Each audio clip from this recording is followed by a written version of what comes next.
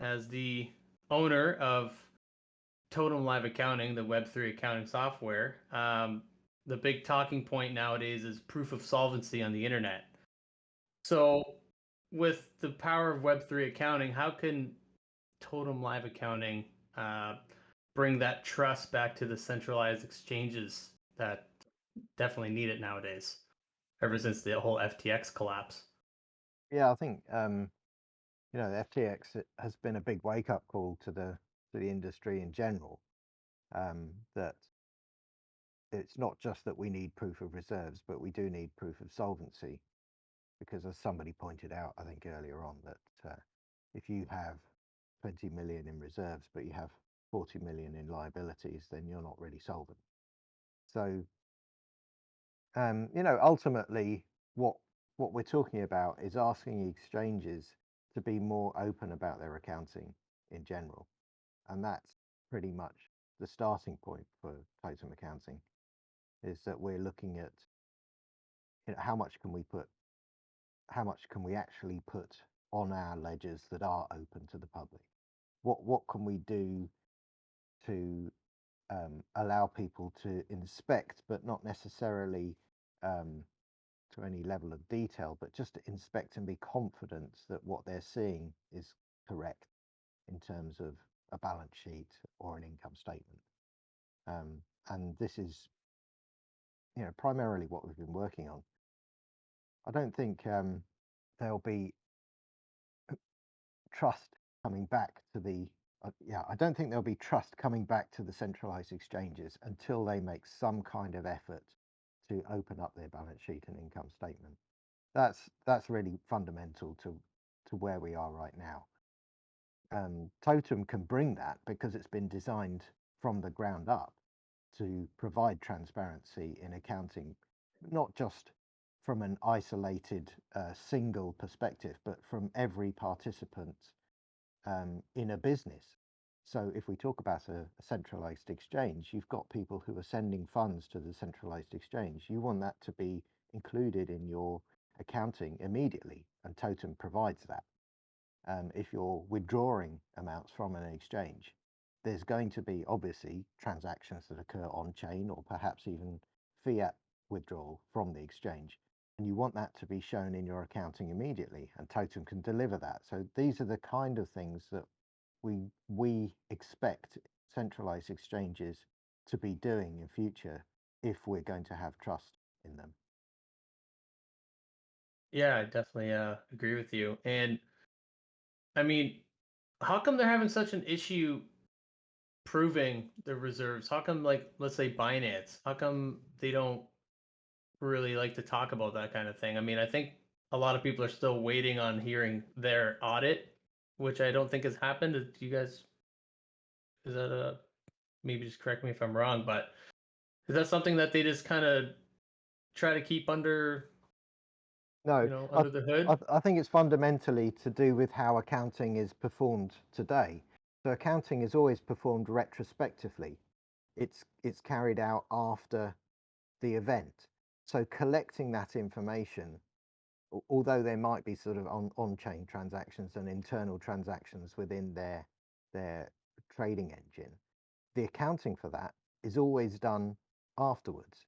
And they may do it on a daily basis. They may have a sort of order book reconciliation to see what their positions are, but that tends to be sort of just a daily management tool, and doesn't really get rolled into the accounts until the end of the month.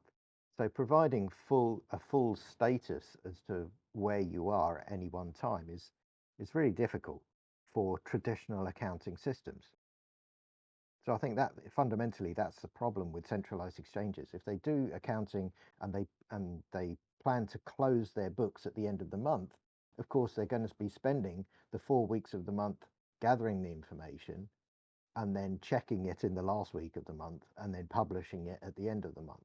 So that's kind of how accounting works. It's not real time in any sense.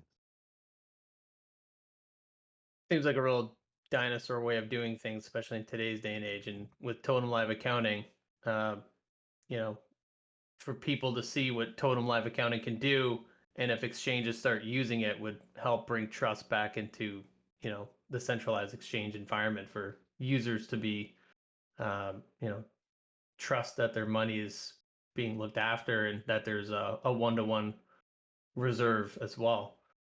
Yeah, I Um, mean, it can work with fiat as well. If you think I send a transaction to, uh, to an account that I have, um, and many of those accounts in Europe, at least, are currently obliged to provide an API with information about what's happening in those accounts.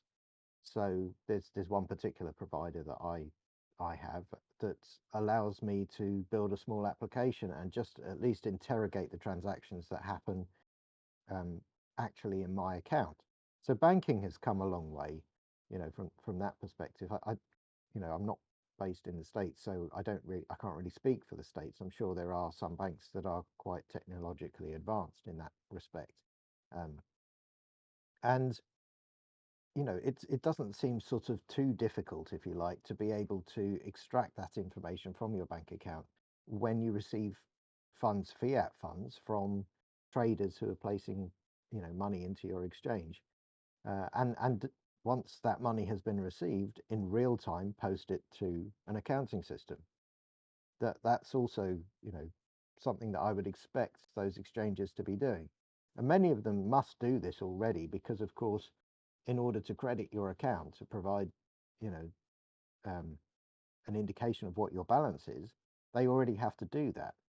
So it's only one step away to go from there to posting into an accounting system directly to say that we've received these funds in real time. let's bring this right to the hottest topic going on right now. Let's talk about FTX. So if they were using, let's say Totem Live Accounting was being used by FTX, how would that have been able to help auditors and regulators or people that are overseeing things be able to stop this massive fraud from happening, or the amount of it? Because I mean, you're not going to stop people from being criminals, right? Like there's Mm. bad actors no matter what you're going to do, but to have the power to be able to see, what they're doing and stopping it before people lose literally billions of dollars and hurt everybody. How can Totem Live Accounting help prevent something like that happening? Well, you mentioned that regulators and auditors, are, would have been interested in that information, but actually it's their users as well. So if you have a real-time accounting system and you're taking money from your, uh, depositors' accounts, you're going to have a reference to that account. So let's say that, for example, that their customers had posted Bitcoin um, into FTX. First of all, it probably would have gone into the customer's own Bitcoin address on FTX, and then FTX would have swept that into a hot or cold wallet, whatever they might have been operating. Well, if that hot or cold wallet was, um, at least visible inside, uh, an accounting system, that where you could check the balance of that hot or cold wallet, even if it was separated from the Bitcoin network, you could at least inspect the address and say, okay, I expect it to have this balance on there. Then I go and check on the Bitcoin blockchain, and lo and behold, it doesn't have that balance because, SBF has just moved those coins from that hot wallet to Alameda. Well, you would have been able to see that immediately. You wouldn't have to trust that what they were putting in the accounting system was correct. You would actually be able to validate that independently. So it would have given you that transparency that people needed, especially with the cryptocurrencies, where everything can be inspected. There's always, um, blockchain explorers that would provide you with that information. So you would be able to check what was going on, or that there was some kind of discrepancy. And I believe it would have been not the auditors who would have picked that up, but it would have been the individual users. They would have been able to spot what was happening very early on. I think that's really important to just emphasize that, is that the individuals would have been able to see it happening, and everyone would have obviously been looking into it because that's their money. Yeah, So yeah. that's a really good point. One more If you thing though, when there is transparency, that automatically eliminates a large portion of, corruption, because people who are in charge, they know that people can see what's going on, so they automatically, you know, stop doing some of the bad stuff they will do. Mhm. That sort of reduces the, corruption automatically. So that's one of the good thing about transparency, and obviously Totem brings that into accounting. Totally. Yeah, Now, corruption oh, is go a ahead. good point because traceability of where the funds go is important in reducing all of that. It's just a big point.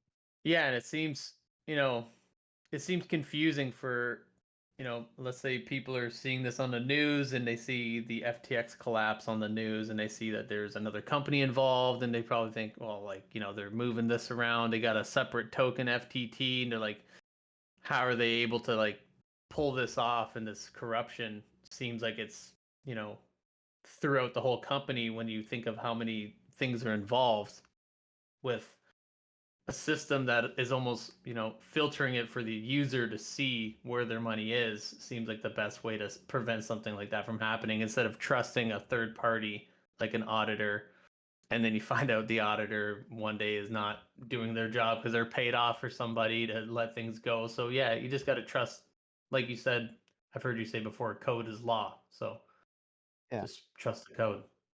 it, I think it just empowers individuals to take responsibility for not having to trust people anymore.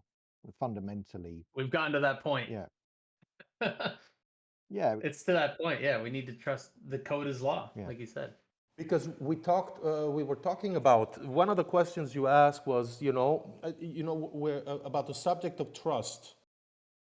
The market has lost a lot of trust in the last month since FTX. I mean, that has been a very difficult for the market to swallow that kind of fraud. So your average Joe, your average person has lost trust. But not only that, but a lot of the companies and a lot of the people who anybody who was involved in the in the crypto environment has lost trust. And the only way to gain that back, the only way is transparency. And companies and people should not be in the business of trying to figure out whether you're solvent or not. There should be a system or a tool where people can feel comfortable. People, individuals or companies should feel comfortable about being able to participate in a market without having to be accountants for themselves and to try to figure out what the balance sheets are of companies. And that is one thing that I think Totem can bring to the industry. It can bring trust back into the industry. Why? Because basically, it it because of the transparency. yeah. I think that's a really interesting point.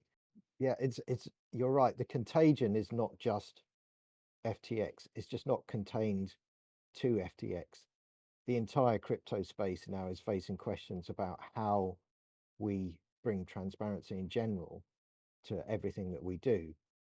And in fact, it's probably up to the industry as a whole to get together and propose a solution to this, propose a way forward, because it's not going to come from outside.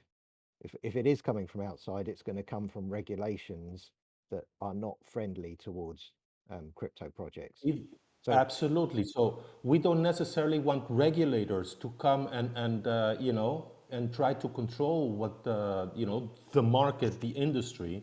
But on the other hand, we need to allow regulators to feel comfortable enough that it's a self-regulating.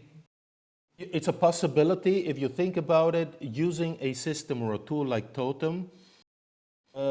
It is a possibility to have self-regulation where even regulators will feel comfortable enough about letting the industry move ahead. It's a good point from the perspective of the regulators, and the government feeling comfortable being able to have the transparency through Totem Live Accounting, Yeah, I mean, and also for them to use points of Totem Live Accounting for their own businesses as well. I think the FTX, collapse having impacted so many big companies, there is a good chance that now those companies will want this to happen, because if it was just little guys getting wrecked, then big companies wouldn't care about this. But now big companies are sort of wrecked, so Yeah, it is in their own interest to have this, totem or something similar happen, and absolutely, transparency because coming the, into the, it. the big companies are not in the business of trying to figure out whether you're solvent or not. They're in the business of using your platform and trying to make money out of it, either by giving liquidity, providing liquidity to the market, or by trading, proprietary, trading. And they should feel comfortable enough. And that's the problem at the moment. Nobody feels comfortable enough because it's so obscure what is happening on the exchanges. So in order to create a situation where you get people back on the platforms, you have to basically take away that fear. And the only way is transparency. And again, that's going to be the only way moving forward, I believe. Yeah, I agree with you on that, because I know the last little while they've been discussing, even like market makers, how do we continue on ever since this FTX collapse, and they're trying to reinvent the wheel on, do they receive tokens and list a token on an exchange, with liquidity. It's, the way it's being done is the way it's always been done. It's just transparency hasn't been involved, and that's what needs to be done. But you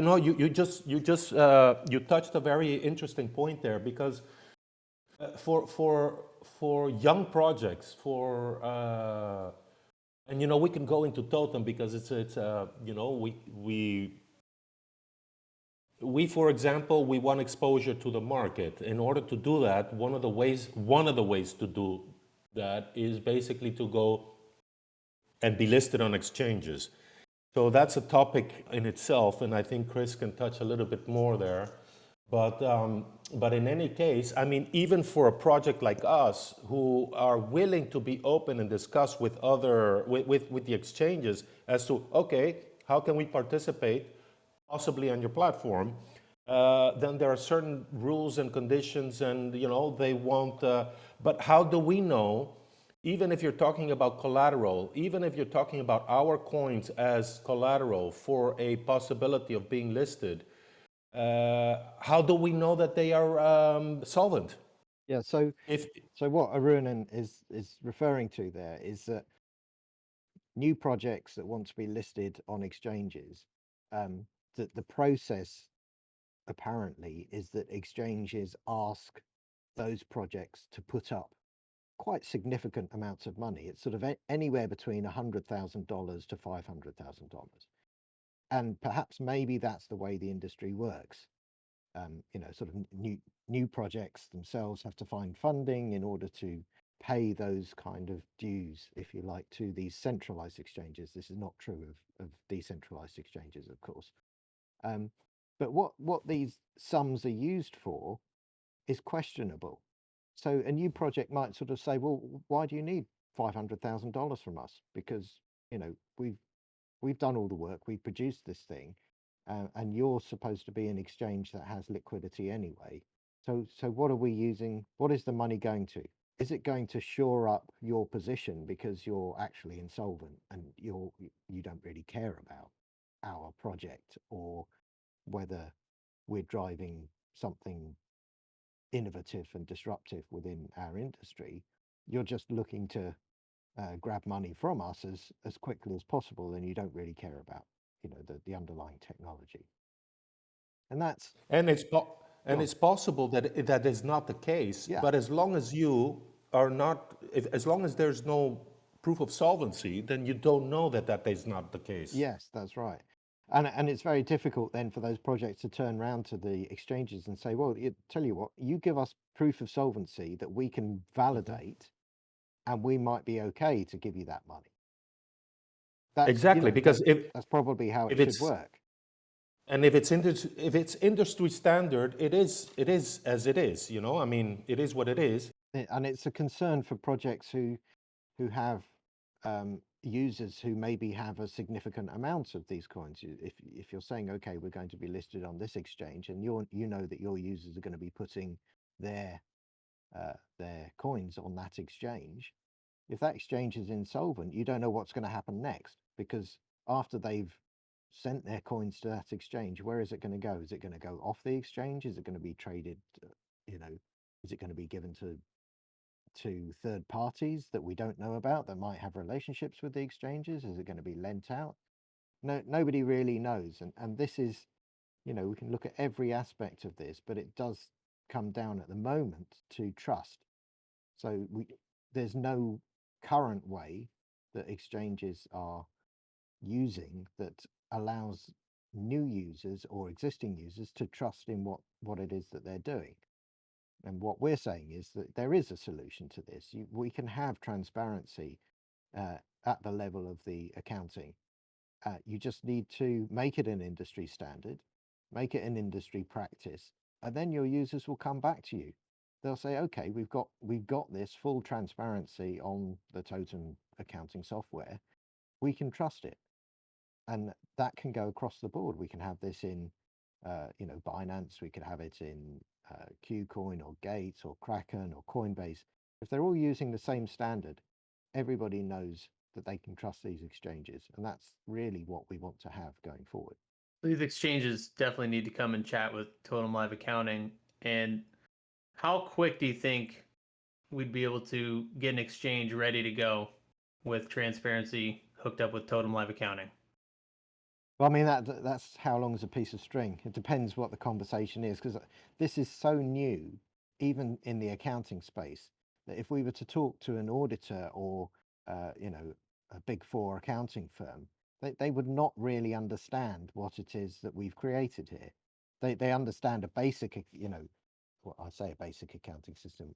They understand their chart of accounts for their particular business model, for example, but they don't understand how peer-to-peer accounting works because it doesn't exist in other software. So now that we have it sort of functioning on our CapEx parachain network, I mean, they should be coming to talk to us about this, but also to have a discussion about what it is that can be the parameters for an industry standard. How much information do you actually want to expose that will allow your users to be confident that you're solvent? Those are the kind of discussions that need to happen. And there are various options inside our software. There's various design parameters that we have, which allow a very high level of privacy, whilst at the same time still allowing us to produce, you know, if Merkle proofs was what they were after, well, our storage is all Merkle proof anyway. So that comes automatically. But we go beyond that. We're able to provide, you know, a time-stamped trial balance, if you like, for their solvency that they can do on a daily basis if they wanted to, or an hourly basis. There's no reason why that couldn't happen. Well, I see what you're saying. So the conversation needs to start, and communication with centralized exchanges, even starting with one, is something that needs to happen to get this new industry, this new standard into motion. Yeah, As the peer-to-peer Web3 accounting is now existing. yeah, absolutely. So you mentioned privacy. Let's just talk a little bit more about that. I think they'd probably be interested in hearing about that as well. Regarding, obviously, as the blockchain is public and transparent, privacy is still something that is needed. You just want to touch upon that with Totem Live Accounting? On, you said there's parameters, so what would a centralized exchange want to keep private but also be transparent at the same time? So the centralized exchange, or any company in general, would want to keep private the actual atomic level detail of their accounting records. So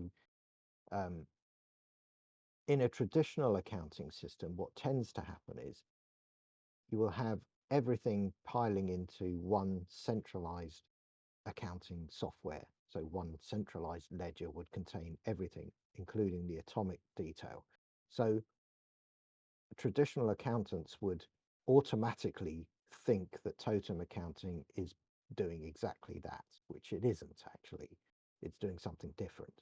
So they would be concerned about opening up a balance sheet because they think of it in those terms, that there is one accounting ledger and that everything is in that atomic, everything is public down to the atomic level transactions that they make into the accounting ledger. So that's their concern that they would have over privacy.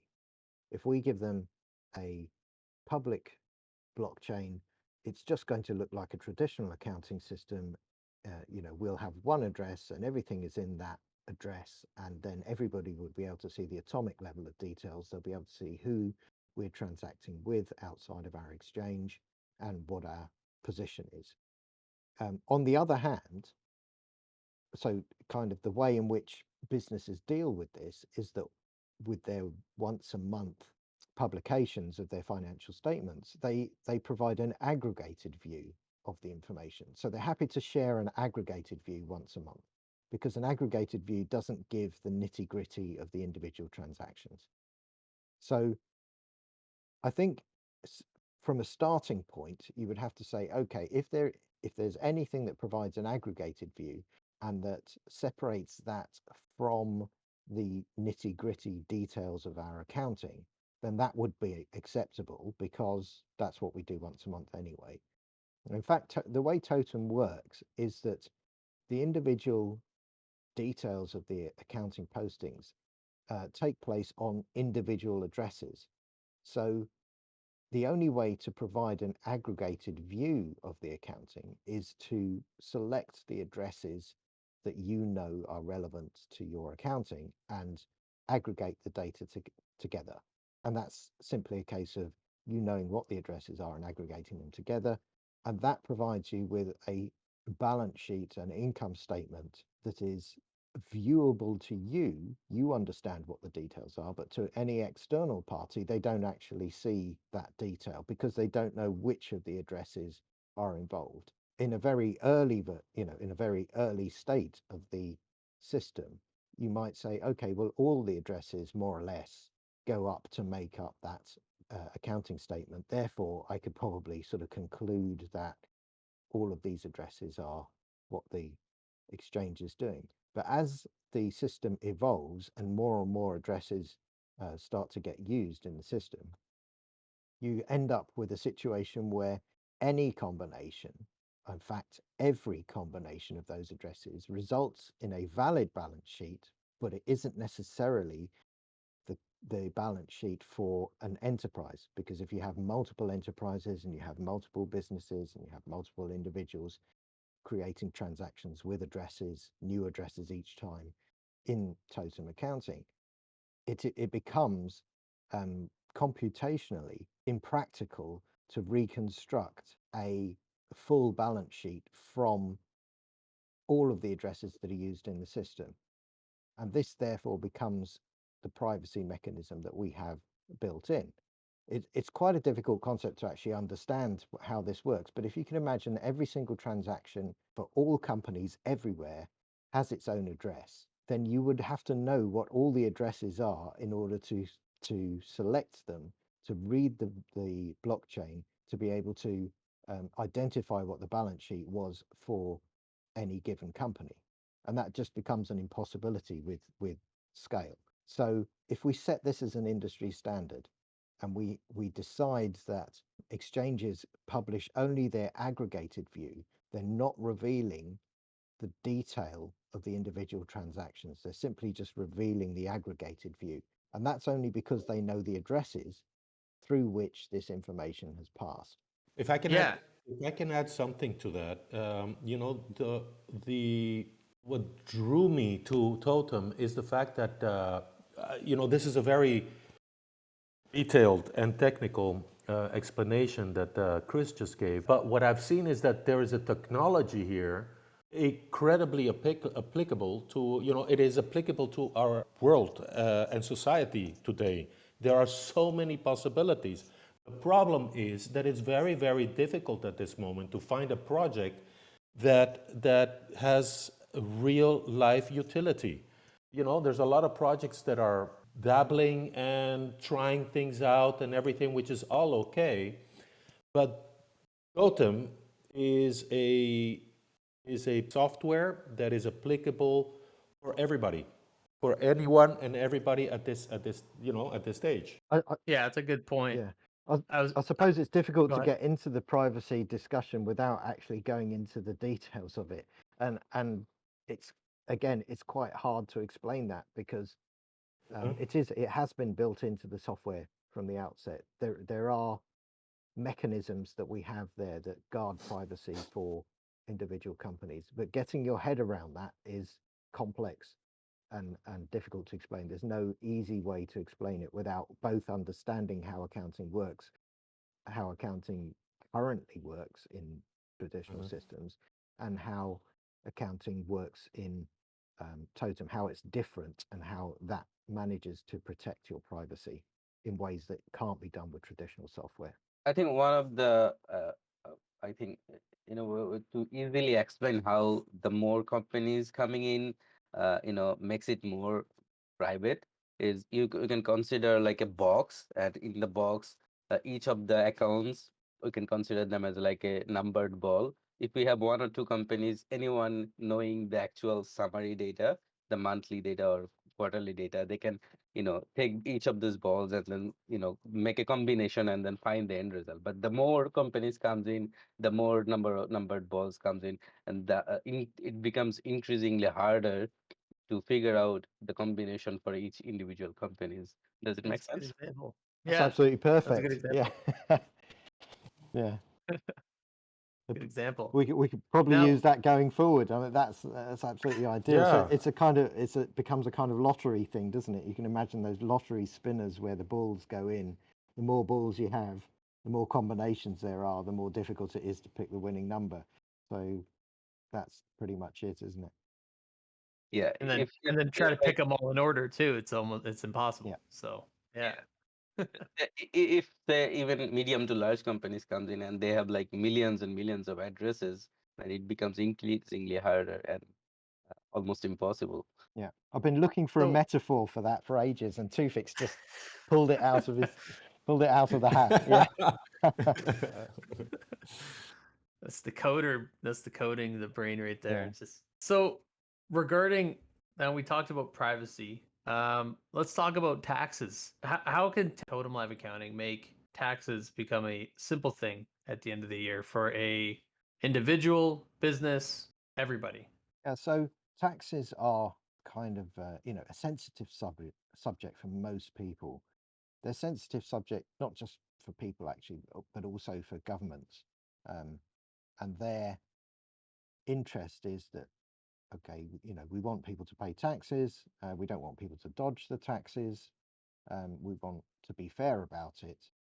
Um, but we don't get to see that until the end of the year, and then we have to, you know, run all kinds of simulations on people's tax returns to see if they're actually doing what they say they do, or they're potentially trying to defraud us. These are all sort of complex things, and it's made even more complex by the complex tax rules that exist. And ultimately that's why most people use accountants or have somebody that can prepare their taxes for them, that can understand the mechanisms that are involved. But if we have a system that sort of automates that process, so every interaction that we have with whoever it might be automatically records the information correctly into an accounting ledger that is structured in such a way as to make it easy to pull out the information because it's readily available to you, then that just sort of improves everybody's ability to file their taxes at the end of the year or whatever it is. It's how do If I, governments on if the other hand, go on. No, if I can add something, I lived in Singapore for about 3 years. I remember I've never seen such an efficient, easy, personal tax system as they have. You basically you don't have to fill in your taxes. You just say, "Did you that? Yes or no," and that is something that we have to, basically. And I come back to Europe, and it becomes a lot more complicated to go through your yearly taxes. There are accountants involved and companies involved, and what I believe is that maybe not in the beginning, but because Totem is basically software anybody can use. It's pay as you go. But in a later stage, for example, it is possible to use a program or software like Totem in order to make everything automated. Um, I mean, I'm even thinking here light years ahead, but even think about governments that are able costs that they are going to be able to save by automating the whole system. And as an individual, as a citizen, you have to do nothing. Imagine how much more pleasant that will be. I think Americans will be really happy about something like this. Yeah.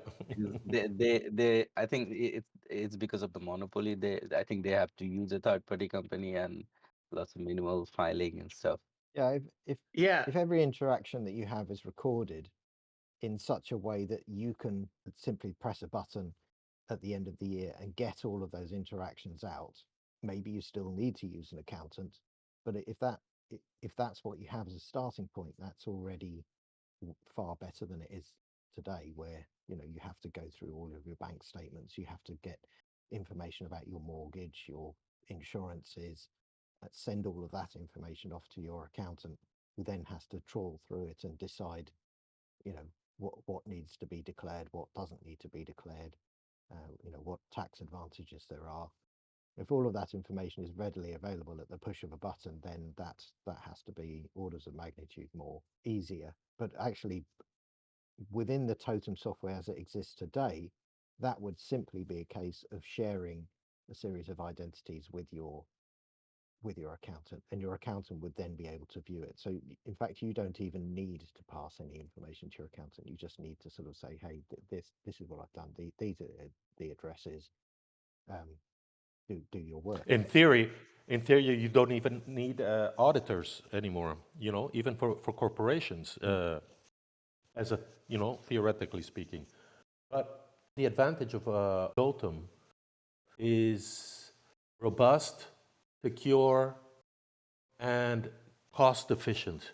We are tapping into a $500 billion industry where the way of conducting business is basically through licensing. So you have to pay, in order to use software, you have to pay sometimes a fantastic amount of money. But Totem is a lot more achievable for your average person. You pay as you go. I think the question, going back to the question of kind of taxes and how taxes are viewed from the government perspective. Governments ideally would love to be able to tax people by the minute. They would love to be able to collect taxes as things were going along, and at least have an understanding of what their position was in terms of, because taxes for government is essentially revenue. Understand what their position was in a more real-time way. And Totem can provide that, but it also is this double-edged sword for governments, because although that's let's say the holy grail for governments is to be able to monitor everything and be able to have a real-time view of everybody's transactions and what they're doing and how they should be taxed. The flip side of that is that we would also have the same ability to inspect the governments.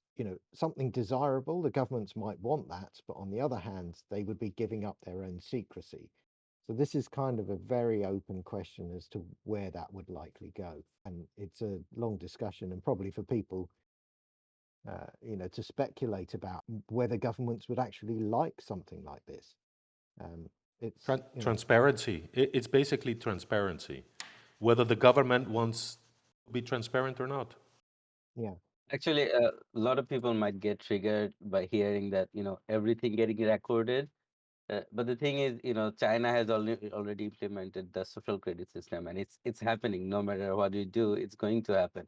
But with blockchain, the advantage is that we get to control and we get to have the basically key to how this information gets um, spread, or who gets access to this information, instead of the government having all access to everything.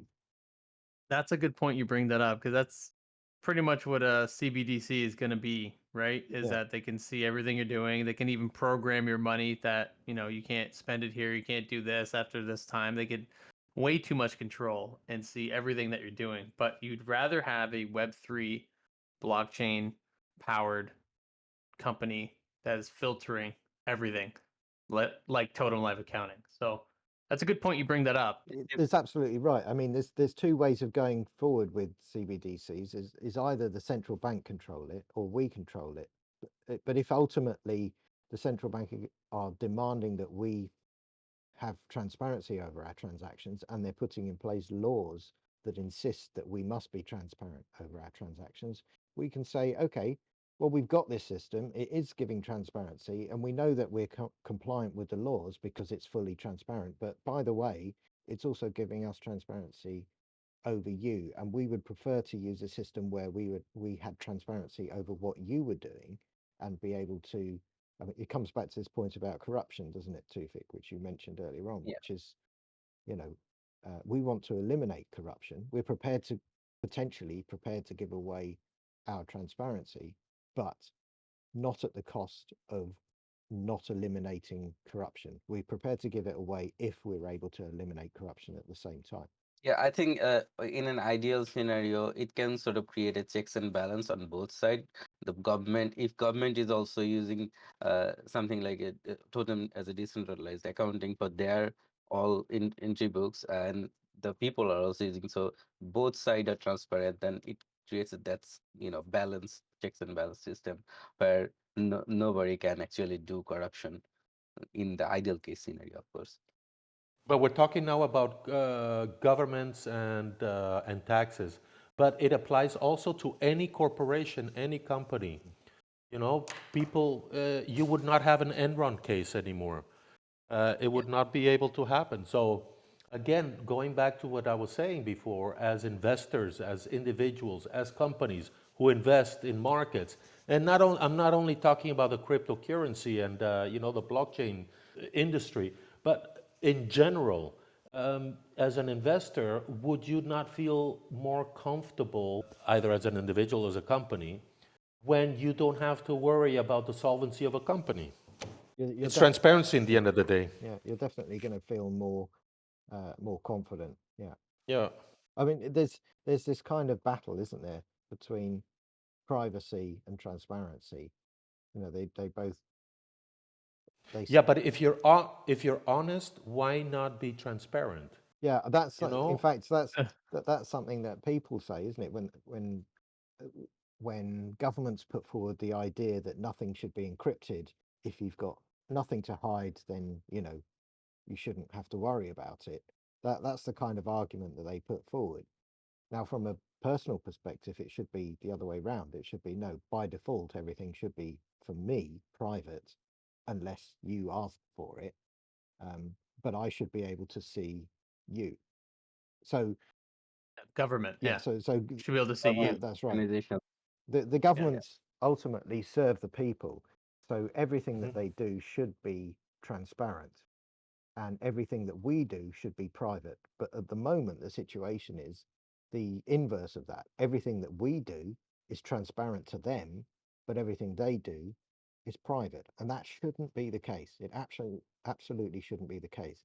So if they're You're asking, absolutely right. yeah, if they're asking society to be transparent, it has to be fair. It has to be on both sides. They need to be able to offer transparency on their side, full transparency to the same level that they're asking us to provide transparency for everything that we In do. the, in the end of the day, there are public servants and they're serving us. And they are using our tax money or Yeah. projects or whatever it is. But they have to report to us and not the other way around. Yes, that's how it should Yeah. be. And the CBDCs is only going to give them more oversight on us. It's not going to make anything transparent in any way, shape, or form. And I see a lot of people on podcasts saying, CBDCs, so what? It's online money. What's the difference? We already have online money. You check your bank, it's online, it's a number. But it's actually not. It's completely different. CBDCs are going to be like programmed money. Yes. They're going to have so much more control over what you do. And a lot of people don't know that. They just, I don't know what people are talking about when they talk about CBDCs, but they're just saying it's numbers on a screen, and it's they're going to be in for an awakening when it happens. Well, we saw the same thing. We saw this control over money as a weapon. So governments have weaponized control over money. That's basically what CBDCs will be, but they've already started that. We saw that in Canada when they weaponized the control of the truckers' bank accounts, effectively weaponized control of their money and their friends and their friends' friends by freezing their accounts. And this is absolutely appalling levels of control that they have over individuals. And that shouldn't be allowed to continue. And that's pretty much where CBDCs are going. If you, for example, the government decides that you shouldn't be protesting against something, or that on a certain day you shouldn't be allowed to go somewhere, then they can simply decide to make it very difficult for you financially to do anything that you want to do. And as long as they have But that control, it's game over for the rest of us. But we have the opportunity to fight against that. right. I think. And Sorry, go ahead. another small example, just for example, with the COVID and everything. I don't know if am I allowed to say that? COVID or Oh, the Yes. virus? With the virus that happened, and the government was giving out money to the people in order to try to restart and to get the economy going again. Imagine with CBDCs, you get money, but they determine how you have to spend it. You have to spend it within a month. You have to spend it. They can put rules and regulations on the currency that you receive, and Crazy. not only about and not only the money that you receive from the government, any currency you receive, even Yeah. from working. You work, you get a salary, and they determine how quickly you have to spend it in order to stimulate the economy. And I feel like that's just the start, because once they have all that data and all that power, that's where things can take even a worse or an uglier turn, because now they have that power to do, like what you said, you can only spend it here. The social Tufik you were mentioning in China, they have the social credit score, like, that's happening. And I'm pretty sure, correct me if I'm wrong, isn't the CBDC already kind of in beta mode? Didn't they start that? Yeah, I think China already started. Chinese, digitally So it's it's not far yeah. at all. I mean, It's not just being talked technically about. releasing a CBDC is quite easy. I mean, they can just copy paste any blockchain and then start immediately, and then they can, you know, just implement a middleman mechanism where the government can control the transactions. Because with the smart contracts, they can do anything they want. And yeah, also I was gonna say another thing. The 15-minute city. I'm not sure if you guys heard of it. I think in Cambridge or somewhere they're already starting. Sort of uh, test run somewhere that where you can only go up to 15 minutes from your home. Anywhere outside of 15 minutes walking distance, you have to take permission, or you get a limited number of move outside of this area per year. And then if you go more than that, then you'll have to pay extra. So basically within these 15 minutes cities, you have to have your home, you have to have your workplace, you'll have all the groceries or whatever, shopping, everything, and then you will have to stay within this range.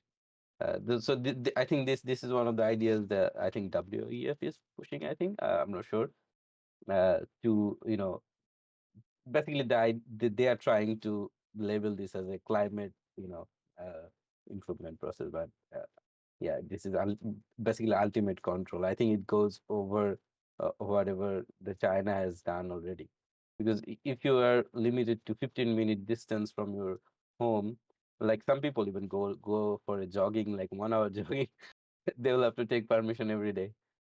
Yeah, the run on the spot. Yeah. Yeah, and you So you will get fined for breaking this rule. wow, that's insane. Yeah, So and I and know it's already happening. It's already happening. Mm. I think it's in UK, Cambridge. I'm not sure. They're already doing a pilot. in one of the tutorial videos, some examples that are for the partner video for Totem Live Accounting is, how can Totem Live Accounting improve everybody's life that uses it?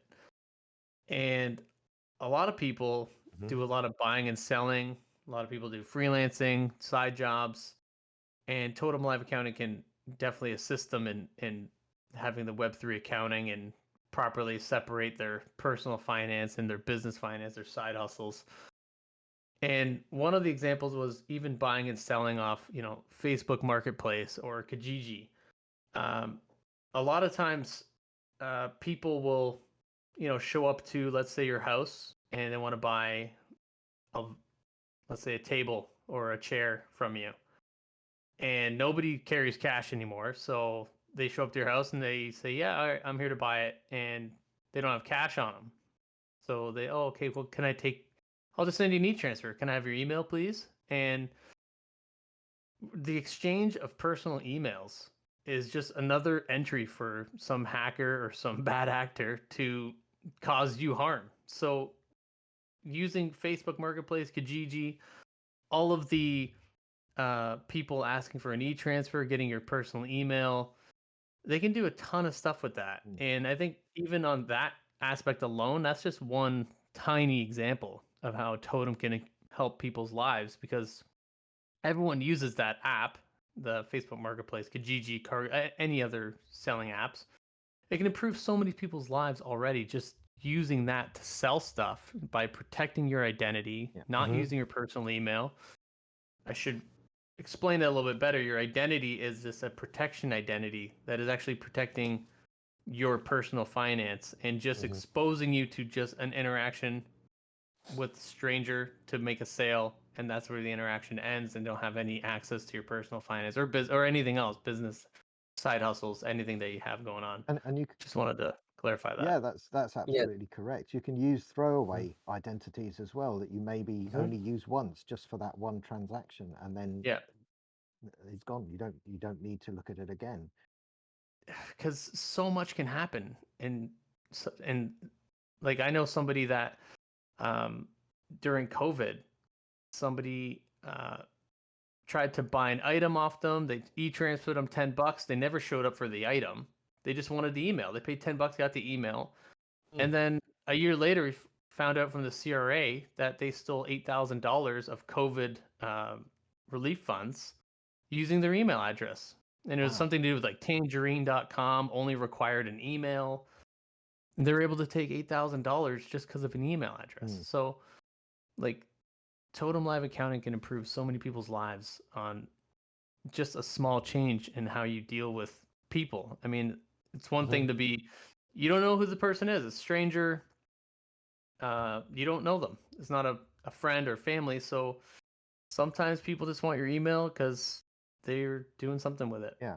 But that's an interesting point that you're putting. But that goes a little bit along the same lines, or we should connect it with what I was saying before, which is because 80% of the people in this world, or 90%, whatever it is, are not interested at this stage. At this moment, they're not interested in blockchain. They're not interested in crypto. Totem can do the things you just mentioned, and it should be also clear that Totem, although it has been developed on the blockchain, it is you don't need to open an account with an exchange. You don't need to do any of those things. It's just software that happens to work best and have been developed on the blockchain. That's all. But Yeah. it is easy to use, user friendly for anybody and everybody. Yeah, it's a really good way to put that. It's powered by blockchain, but it's not for blockchain people as well. It's for everybody. The people in blockchain, even in the real life, can use it for non-blockchain related things, but anybody in any industry can use it and not even know that they're dealing with Exactly. crypto. They're dealing with currencies, they're dealing with their own currency, any currency that they want to select as their own. Yeah. Exactly. It comes.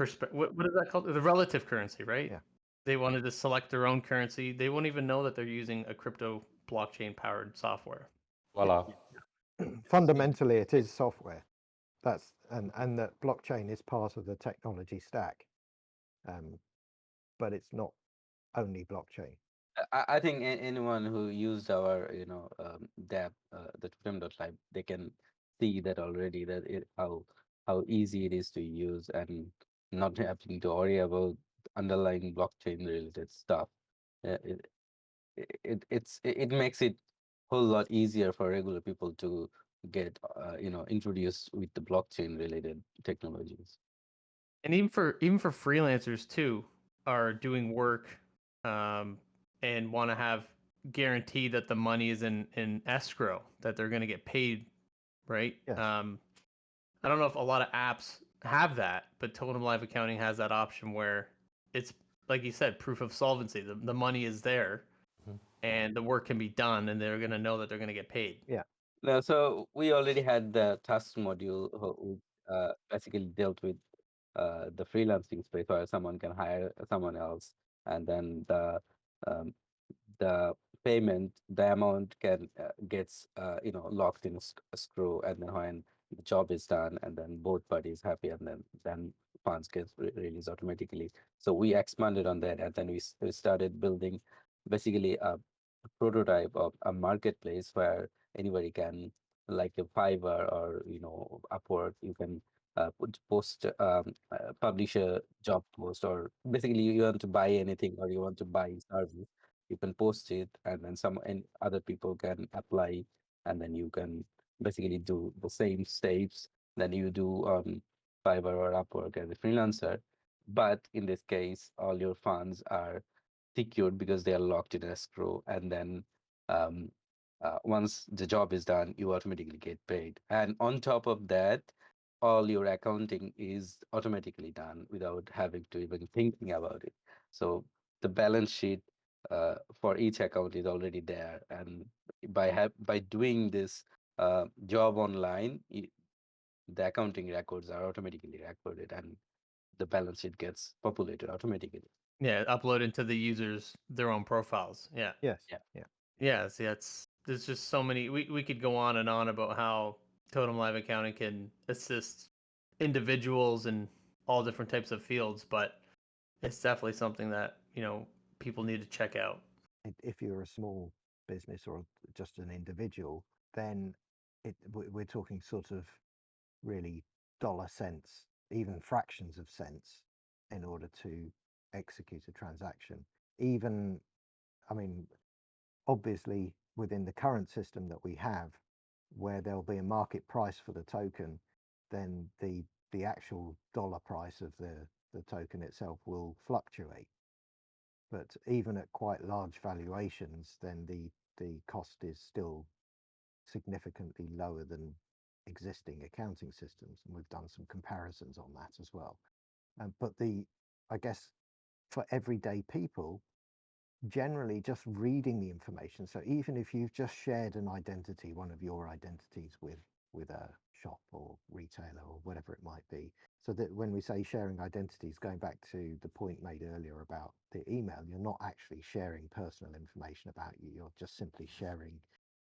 We refer to it as an identity, but underlying that, it is a blockchain address, so it doesn't reveal anything about you as an individual. So simply just sharing that will allow you to read information about your interactions with other parties, and that can be done for free. So there's no cost to that at all. It's just simply reading the information. If you're running a business, then the costs scale with the amount of business that you're doing, the amount of transactions that you're posting. So larger businesses are obviously going to post significantly more transactions. Sort of large corporations can post billions of transactions per year into their accounting ledgers. So, that could be a concern. But this, even at those kind of scales, is significantly cheaper than SAP licenses or Oracle licenses or any of the large ERP systems. This is just orders of magnitude smaller. So large corporations would benefit significantly from switching to systems like Totem financially, if nothing else. But of course, there are plenty of other things that they would benefit from that peer-to-peer interaction that we have. So yeah, I mean those are the kind of considerations. Does that answer the point that you were trying to Yeah, outline it there? absolutely answers it, because I think that's one of the advantages of Totem is the fact that you can benefit from both worlds. You can reduce cost. It is, because people can wonder, okay, but if I want to, if I have a taxi ticket for €5 or $5, if it costs me, because we're talking about transaction costs, for example, on Ethereum. If you want, people, if you have a bill of €5 that you have to process, and it's going to cost you €50 to do it, then it makes no sense. But the fact that it costs you a fraction of cents. Also, the thing is, when say, for example, Uber, if you take an Uber and then Uber is using Totem in ideal scenario, in that case, the user doesn't have to pay anything, because the Uber as a company will do the transaction themselves, and they will include the user as a recipient of the invoice. So the user doesn't have to pay anything in that case scenario. Also, one more thing I think is a big benefit of Totem is, in ideas, in normal regular accounting scenarios, companies would have to build databases, applications to be able to give users the access to their users' records. But in this case, they don't have to build basically anything, because all they have to do is collect the user's identity, and all users' information they post on that identity is already accessible to the user through our application or any custom application built.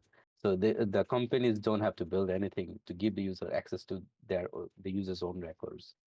I think that's also another big also benefit as well as cost saving mechanism. So Yeah, that would translate to larger companies, and what we're talking about here is sort of hundreds, if not thousands, of consultants that are employed to update the software that they have every year. Especially with SAP, it's kind of a business model for SAP to keep changing things and then employing these consultants within these large corporations to continually do upgrades and patches. Whereas with Totem, if there is a patch to be made or even a new piece of functionality, it only needs to be developed once and then it becomes available to everybody. So companies themselves simply just select the pieces of functionality that they want to have, and it's already there for them. It's an entirely different way of doing things, and that's basically down to the fact that we do use a blockchain, and the particular type of blockchain that we use allows that functionality to be disseminated to all of the users as soon as it becomes available. So that's really, really important. I mean, I've worked as a SAP consultant for more than 20 years, and it's no longer my job, hasn't been for about 7 years or so, but those kind of costs within large corporations were enormous, and often they were costs that they would never recover. So it's just ongoing maintenance costs. Large corporations can spend hundreds of millions of dollars every year on just keeping their SAP system up to the latest patch and making sure that everything's okay. And this is repeated throughout multiple corporations. I mean, however many large corporations there are, I think there are about 60 to 70,000 huge global corporations, by the way. So there's more corporations than people imagine. But these companies, spend huge amounts of money every year just keeping their system up to speed. But I would just like to say, the reason why we're going all over the place about all these issues that are coming, and we're not trying to be doomsday people here, but that, with Totem Live Accounting, some problems can get solved. A new industry standard can be started, and a lot of trust can be restored. So people that are watching, businesses that are watching, you got to check Totem out. You got to get into the comments and talk to us. We can get back to you and, start your journey in the Web3 accounting. Because, like we've been saying about CBDCs, there's two options here. Either they're going to enforce those on us, or we're going to say we need more transparency from you guys, the government. So we need to, stand together and work at this. And things have been designed. Chris, Tufik, Arunan, Totem is existing and it's here. So people really need to check this out, Totem Live Accounting. Yeah.